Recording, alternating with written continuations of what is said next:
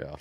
Mobile chip-making giant Qualcomm has petitioned the U.S. government to let it provide smartphone chipsets to Huawei, the China-based telecommunications giant.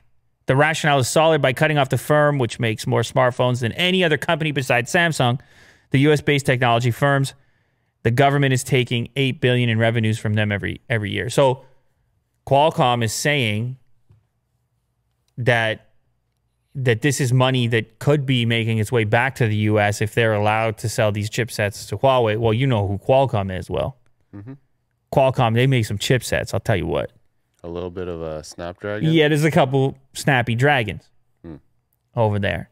And so you can imagine you could have some compelling Huawei devices. They get this stuff sorted out with Google. They get the Snapdragon chips in there.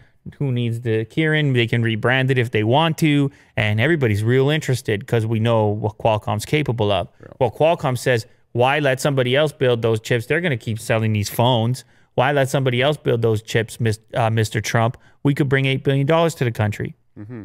That's the petition. That's what they're saying right now. Now, whether or not it's received that way remains to be seen. It might be a deal that Trump likes a lot. It might be a deal that he absolutely hates. He could say, well, no, because then you're enabling their tech. Right. But it is important to note that at this time, the actual handsets outside of a number of government agencies are not actually banned to use in the U.S. You had the 5G networks that they were disputing. Here, we still have Huawei advertising on hockey, on the NHL. Yeah. They're still doing it. And their laptops are still And they're still doing it without the App Store, the Play Store. They're saying use the app gallery or whatever they call it.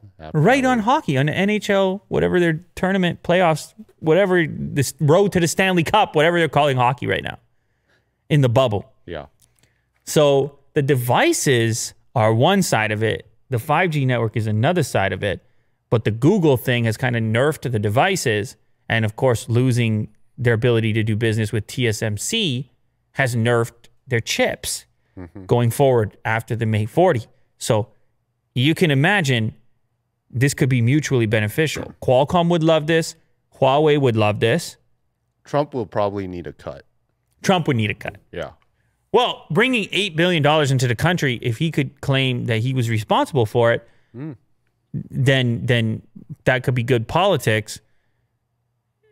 The cut piece for the Treasury, I think, is his way of suggesting that he's bringing this value to the country. But the problem being is if those devices at any point turn out to be sending data the wrong places or come under any degree of scrutiny, then it's a bad look because you enabled it by supplying the chips. Right. And so for the time being, the rule seems to be if it works one way for Google, they're an American company, they would want to supply Google Play services to those devices and they can't. So why should it work for Qualcomm? We'll see what takes place, but it's not impossible at this point that you could see an upcoming Snapdragon Huawei flagship. That could be kind of cool.